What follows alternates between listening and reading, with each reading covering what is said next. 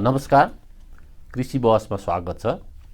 आजको कृषि बहसमा हामी खास गरिकन नेपालको देखिएको सबभन्दा ठुलो समस्या चामलको अथवा खाद्यान्न भनौँ, खाद्यान्नको परनिर्भरताबारे अलिअलि चर्चा गर्छौँ र यसमा चाहिँ खास गरी त्यसभित्र पनि हामी धानको उत्पादन बारेमा चर्चा गर्छौँ। र आजको लागि हामीसँग अतिथिको रूपमा अन्तर्राष्ट्रिय धान अनुसन्धान प्रतिष्ठान, जसलाई इरी भनेर चिनिन्छ, त्यसको नेपाल प्रतिनिधि अथवा country director doctor Krishnadev Joshiji आउनु भएको छ। उहाँसँग हामी यो धान अनुसन्धानको विश्वमा भएको एउटा सिनारियो अनि त्यस पछाडि नेपालमा कस्तो छ, यही विषयमा हामी छलफल गर्छौँ। आउनुहोस्, उहाँसँग छलफल गरौँ। हस्, यहाँलाई स्वागत छ कार्यक्रममा। धन्यवाद सर। अब इरीकैबाट सुरु गरौँ। हस्, अलिकति छोटो इरीको बारेमा बताइदिनु पर्यो। इरी अथवा इन्टरनेसनल राइस रिसर्च इन्स्टिच्युट, त्यसलाई नेपालीमा अन्तर्राष्ट्रिय धान अनुसन्धान प्रतिष्ठान भन्ने गरेका छौँ। यो एउटा अन्तर्राष्ट्रिय संस्था हो होइन। यो अब लगभग अन्तर सरकारी संस्था पनि हो। यो धेरै देशले स्वामित्व लिएको अन्तर्राष्ट्रिय संस्था हो। यसले खास गरिकन धान सम्बन्धी समग्र यसको प्रविधि विकास गर्छ र उच्च स्तरको जनशक्ति, मास्टर्स, पिएचडी, पोस्ट डक्टरल अनुसन्धानहरू गर्छ होइन। र यसले संसारभरि चाहिने हाम्रो इरीको चाहिने 17वटा देशमा यसको कार्यालयहरू छ। दक्षिण एसियामा चाहिने भारत, बङ्गलादेश, नेपालमा 3टा देशमा हामी अफिस नै छ। अरू देशमा चाहिने यिनै अफिसबाट हामी कार्यक्रम गरिरहेछौँ। र अहिले इरीले चाहिने यो बदलिँदो जुन वातावरणीय समस्या जटिलता छ त्यसलाई मिल्ने खालका एकदमै खडेरी सहने, डुबान सहने, कतिपय चाहिने जस्तो बढी क्षारीय माटोमा पनि हुन सक्ने, त्यस्तो विषम परिस्थितिमा हुन सक्ने धानका एकदमै उत्पादनशील जातहरू र त्यसमा पनि कतिपय चाहिने जातहरू यस्ता छन् जसमा चाहिने मानव जीवनलाई नभई नहुने सूक्ष्म तत्त्वहरू, जिङ्क र फलाम र भिटामिन ए समेत भएका त्यस्ता जातहरूको चाहिने विकास गर्छ। र इरीले चाहिने संसारभरिका राष्ट्रिय कार्यक्रमहरू, खास गरेर संसारभरिका कृषि मन्त्रालय, कृषि अनुसन्धान परिषद, कृषि विभाग, निजी क्षेत्रका सङ्घ संस्थाहरू, गैर सरकारी संस्थाहरू, किसानका समूहहरू, सहकारीहरूसँग सहकार्य गरेर ती संस्थाहरूको चाहिने क्षमता अभिवृद्धि गर्ने, नयाँ अनुसन्धान, नयाँ चाहिने प्रविधिको व्यापक रूपमा चाहिने यसको प्रसार गरेर समग्रमा चाहिने खाद्य सुरक्षा, पोषण सुरक्षा र जीविका, समग्र जीविकामा चाहिँ एउटा सुधार गर्ने काममा चाहिँ इरीले एउटा अग्रणी भूमिका लिएको छ। यो अब अन्तर सरकारी टाइपको भन्नुभयो। यस्तोमा प्रत्येक ती जुन सदस्य छन् मुलुकहरू अथवा संयुक्त राष्ट्रसङ्घकै भनौँ न, एउटा अन्तर्राष्ट्रिय सङ्घ संस्था, उनीहरूले यसमा भाग लिन्छन्। खास गरिकन रिसोर्सको लागि संस्था चल्न त चाहियो, यत्रो ठुलो काम गर्दाखेरि होइन। यिनीहरूले नि तपाईँहरूलाई उपलब्ध गराउँछन् कि अथवा तपाईँहरूको अरू स्रोत के छ त? यो रिसोर्स जेनेरेसन चाहिँ कसरी गरिन्छ? एकदम राम्रो प्रश्न गर्नुभयो होइन। यसमा चाहिने अब आफ्नो भनौँ न क्षमताले भ्याएसम्म अलिकति सम्पन्न देशहरूले आर्थिक मद्दत गर्छन्।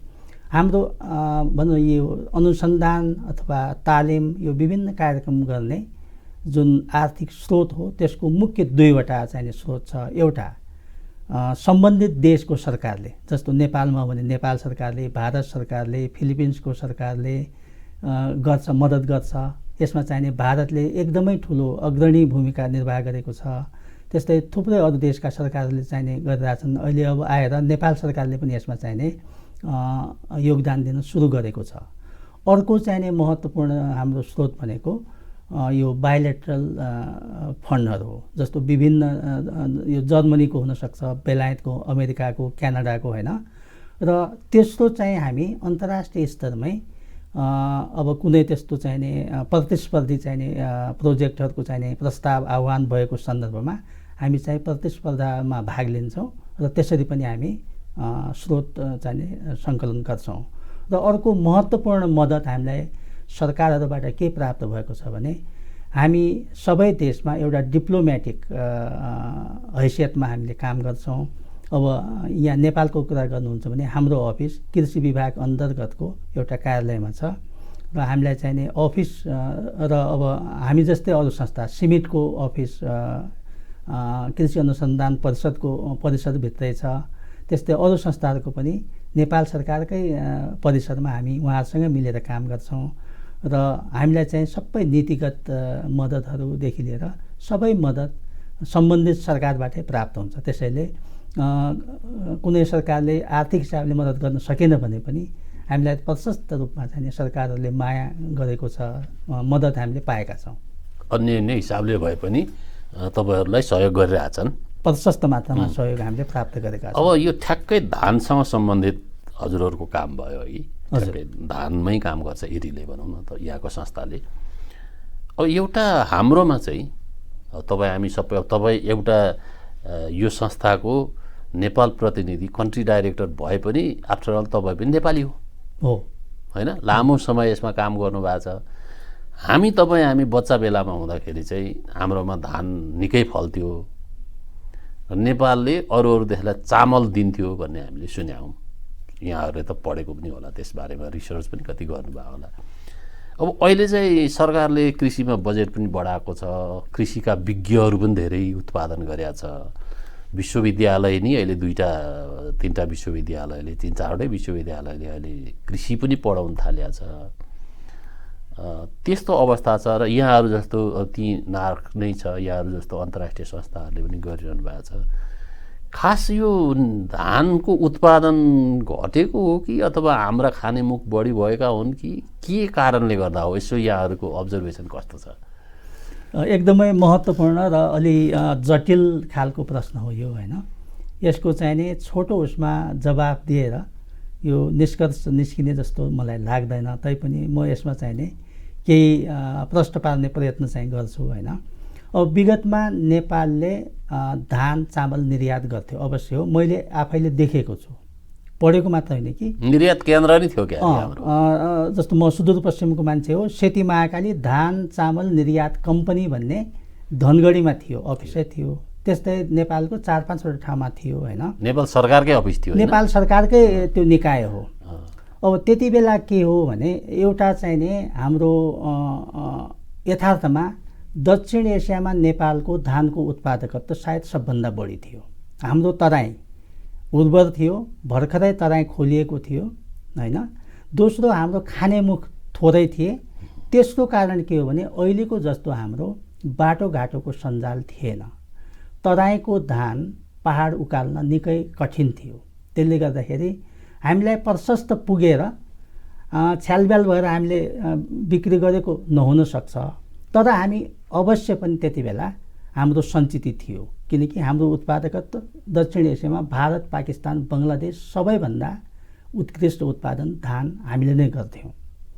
अब समयकाल अब त्यो कालखण्डमा होइन यो जुन परिवर्तनहरू आयो त्यसमा थुप्रै खालका परिवर्तनहरू आएका छन्। सामाजिक परिवर्तन, जनसङ्ख्यामा आएको चाहिने वृद्धि, त्यसपछि खास गरिकन यो अहिले जुन धेरै जस्तो हाम्रो चाहिने युवा पिँढी जुन विदेश जाने, विदेश पलायन हुने जुन पनि आएको छ, यी सबैको चाहिने एउटा भनौँ न परिणाम चाहिने हाम्रो अहिले खाद्यान्न आपूर्तिमा चाहिँ समस्या आएको छ होइन। यो धान चामल मात्र होइन, समग्र खाद्यान्नमा हामी धेरै नै आयात गरिरहेछौँ।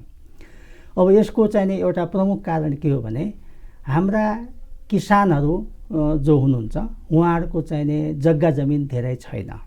हाम्रा किसानहरू अधिकांश साना किसान हो र एउटा टुक्रिदो त्यो खण्डीकरण भइरहेछ। धेरै जग्गा जमिन अहिले घडेरीमा गइराखेको छ र एउटा अध्ययन हाम्रो चाहिने त्रिभुवन विश्वविद्यालय र चीनको एउटा चाइनिज एकाडेमी अफ साइन्सेसले विगत 30 वर्षमा लगभग 70,000 हेक्टर गैर कृषिका लागि चाहिने त्यो चाहिने जमिन गइसक्यो, त्यो कृषि योग्य रहेन, त्यो चाहिने कि भन्न बिल्डिङ बन्यो या सडक बन्यो, नहर बन्यो या बस्ती बन्यो, त्यसले गर्दाखेरि त्यस्तो जमिनको चाहिने कमी भइराखेको छ हैन। लगभग लाख हेक्टर हाम्रो गइसक्यो 1 लाख हेक्टर त त्यो 30 वर्षमा गइसक्यो र यो सहरीकरणले कृषियोग्य जमिन घट्ने चाहिने दर एकदमै अहिले तीव्र भएको छ।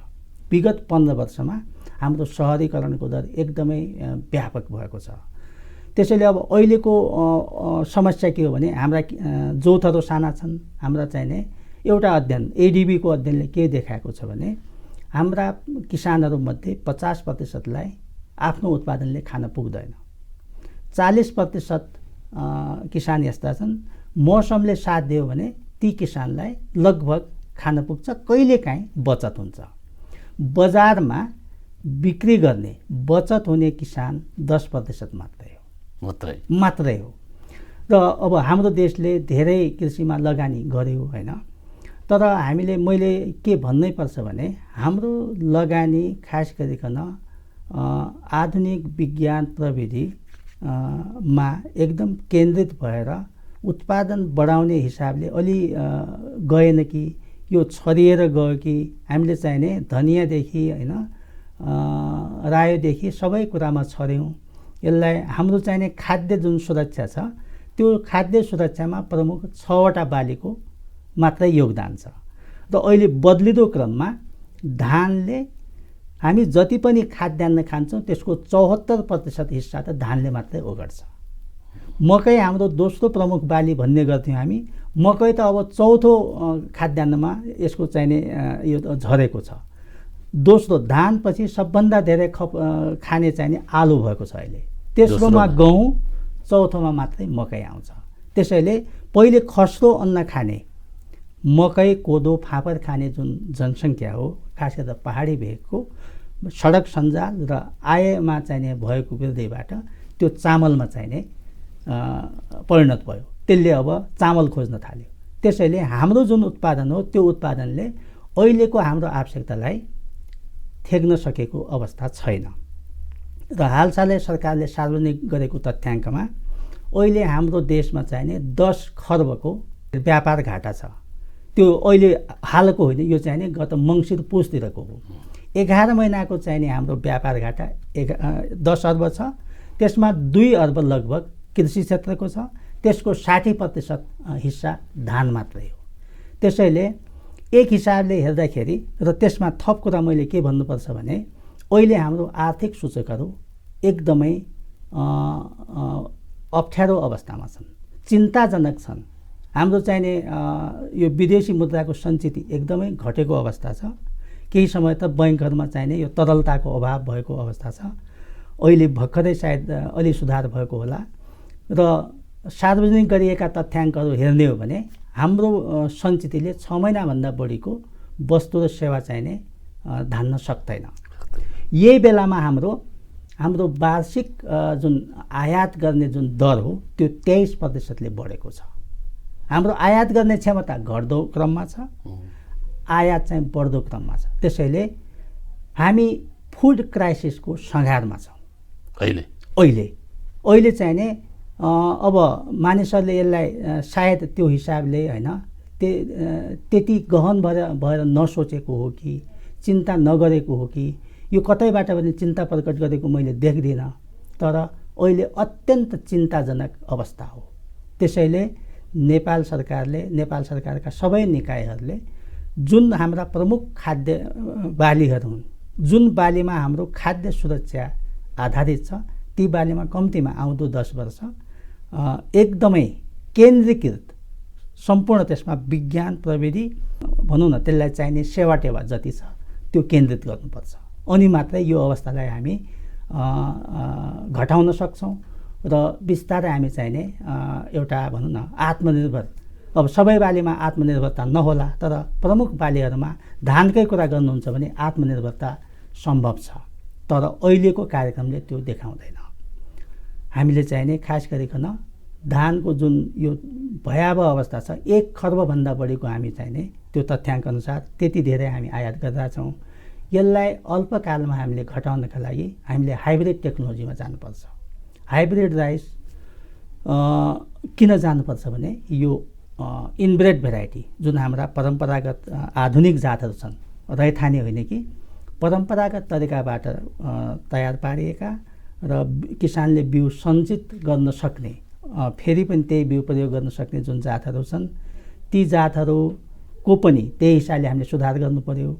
हाइब्रिड जात जुन हो त्यो चाहिने अरू आधुनिक जातभन्दा 25 देखि 30% बढी फल्छ। त्यसैले हाम्रो अहिले तत्कालको समस्या चाहिने समाधान गर्नलाई सुरुमा हामी हाइब्रिडमा जानुपर्छ। सँगसँगै हामीले अरू जातहरूमा पनि नयाँ नयाँ खालका नवीनतम जातहरू, बढी उत्पादन दिने जातहरूमा चाहिँ हामी केन्द्रित हुनुपर्छ। र अब यहाँहरूले त अब अन्तर्राष्ट्रिय अनुभव छ यही हाइब्रिडकै कुरा गर्दा नि अरू देशको छरछिमेकी देशहरूको जस्तो अब अहिले इन्डिया पनि एउटा ठुलो फुड एक्सपोर्टरको रूपमा आइरहेछ। चाइना त त्यसै छ, हाम्रोमा त सायद यो दुइटै होलान्, अमेरिकादेखि पछि होइन। अहिले युक्रेन, चाइना के अरे रुसको पनि कुराहरू आइरहेछ। धान चाहिँ यो खास अघि यहाँले भन्नुभयो नि यो हाइब्रिड धान अरू देशमा छरछिमेकी देशहरूको कस्तो छ, यहाँहरूको यसो अनुभव बताइदिनु त, कति कति फल्छ? हजुर, अब हाइब्रिड धानको महिमा भन्ने हो भने चीनमा खास गरेर 70को दशकमा भुखमरीको अवस्था थियो। 70को दशकमा अरू कारण पनि थिए, अब ती कारणतिर नलागौँ। त्यहाँ चाहिने भुखमरीकै अवस्था थियो। चीन नै यस्तो देश हो जसले यो प्रविधिमा सबभन्दा पहिले यो प्रविधिमा चाहिने एउटा भनौँ न विशिष्टता हासिल गर्यो, यो प्रविधिलाई लागू गर्यो र यो प्रविधिबाट करोडौँ भनौँ न खाद्य असुरक्षामा रहेका करोडौँ मानिसहरूलाई चाहिने यसले उकासेको छ। त्यसैले यो यस्तो प्रविधि हो चाइनामा सबभन्दा भुखमरीबाट जोगाउने प्रविधि यही नै हो। भारतले यसमा विकास गर्न धेरै नै समय लगायो। भारतलाई लगभग 3 दशक 30 वर्ष लाग्यो। अहिले 30 लाख हेक्टरमा भारतमा चाहिँ हाइब्रिड धानको खेती हुन्छ, तर त्यो धेरै ठुलो मेहनतपछि मात्रै त्यो सम्भव हो। बङ्गलादेशमा त कस्तो छ भने कथा, बङ्गलादेशमा हाइब्रिडको चलनै थिएन। 5-7 वर्ष पहिले एउटा धेरै ठुलो चाहिने विपत्ति आयो, खास गरिकन बाढी। त्यो बाढीले गर्दाखेरि कतिपय अरू धानका जातहरू चाहिँ नष्ट भए, बिउ नै नरहेको अवस्था आयो। अनि त्यति बेला चाहिने विभिन्न चाहिने उसबाट हाइब्रिडमा पनि जानुपर्छ भन्ने खालको एउटा सुझाव बङ्गलादेश सरकारलाई गयो।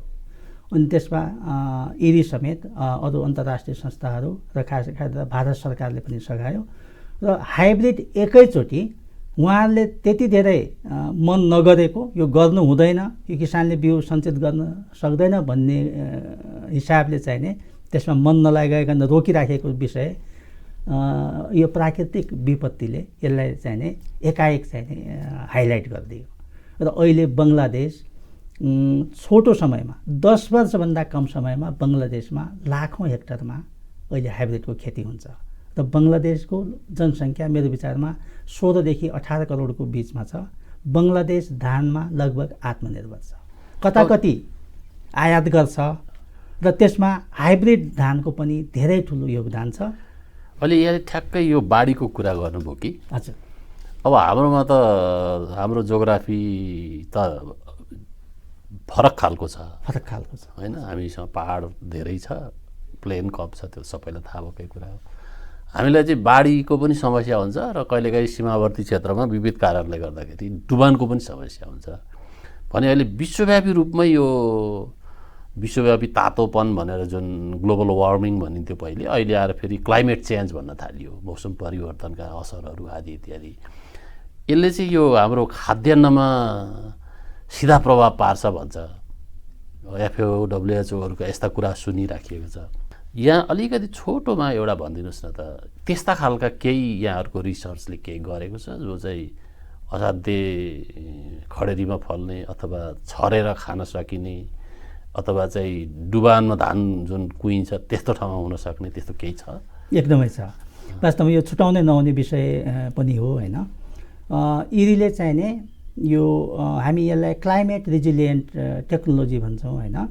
यसमा चाहिने खास गरिकन खडेरी सहने डुबान क्षेत्रमा चाहिने 15 दिनसम्म पानी त्यहाँ भनौँ न रहँदा पनि बोट गलेर जान्छ। तर यसमा चाहिने समर्जेन्स टलरेन्ट जिन सब1 जिन त्यसमा छ ती जातहरूमा।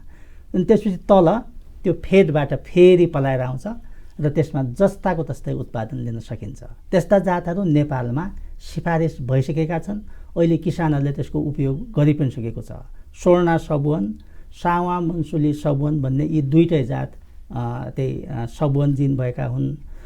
अनि हामीसँग चाहिने कतिपय जातमा यस्तो छ, खडेरी पनि छ भने डुबान पनि छ भने, बहुगुणी भनेर हाम्रो राष्ट्रिय धान बालीले सिफारिस गरेको छ। बहुगुणी धान त्यो उसमा आउँछ। र अरू देशमा खास गरिकन समुद्र तटीय क्षेत्रहरूमा चाहिँ जहाँ यो क्षारीय माटो हुन्छ, सेलाइन माटो हुने ठाउँमा पनि थुप्रा यस्ता जातहरू आएका छन्। त्यसैले यो जुन मौसमी अथवा क्लाइमेट चेन्ज एउटा ठुलो एउटा सामान्य परिवर्तन होइन, यो चाहिँ एउटा चाहिने क्राइसिसको रूपमा आएको छ। हामीले यही वर्ष देख्न सक्छौँ दसैँ ताका हाम्रो मध्यपश्चिम सुदूरपश्चिममा चाहिने धेरै ठुलो बाढी आयो, जनधनको क्षति भयो र लगभग 3,50,000 टन जति धान क्षति भयो। काटेकै बगाइदियो, निन बगाइदियो, कुन्युमा गरेको बगाइदियो। त्यसैले अब त्यो खालको जटिलतालाई थ्याक्ने त जातहरू हुन सक्दैन, सम्भव छैन। अब हामीले चाहिने यो प्रविधिसँग अर्ली फोरकास्टिङ सिस्टमहरू होइन, अब यो क्लाइमेट सर्भिसेस जुन छ त्योसँग आवश्यक पर्ने सेवाहरू, कहिले बाढी आउँदैछ, कहिले पानी पर्दैछ, किसानले कहिले भित्र्याउने, कहिले काट्ने, कहिले नकाट्ने भन्ने खालका सूचना हामीले त्यो यो सँगसँगै लान सक्यौँ भने त्यो विपत्तिबाट पनि हामीले चाहिने किसानलाई जोगाउन सक्छौँ। र थप म के भन्न चाहन्छु भने अहिले हामीले नेपालमा जिङ्क फोर्टिफाइड अथवा जिङ्कको मात्रा धेरै भएका र अर्को लो जिआई, लो ग्लाइसेमिक इन्डेक्स भनेको डायबिटिज भएका मानिसहरूले पनि खान मिल्ने, भात खान मिल्ने धानका जातहरू अहिले परीक्षणको क्रममा छ।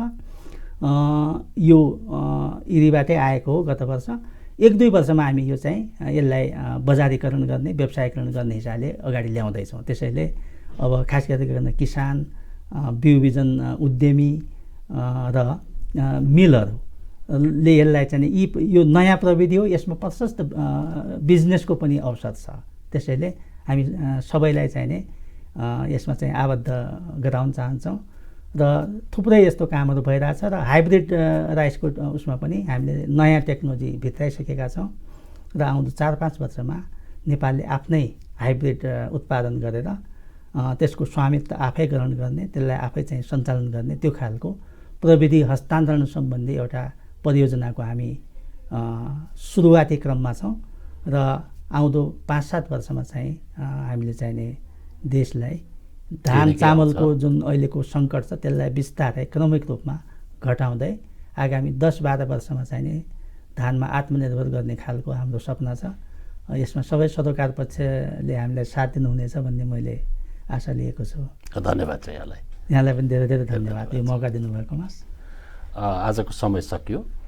खास गरी उहाँले जुन अभियान सुरु गर्नुभएको छ, यो अभियानले साकार रूप लिएको खण्डमा कमसेकम वर्षमा 1 खर्ब रुपियाँको धान हामी अहिले जुन किनिराखेका छौँ, 1.5 खर्ब 2 खर्बै होला, अब त्यो चाहिँ रोकिनेछ र हामी अझ स्वस्थ रहन सक्छौँ। हाम्रै देशको खाना पाइयो भने अझ राम्रो हुन्छ। हस्, आजलाई कार्यक्रम यही अन्त्य हुन्छ। धन्यवाद छ।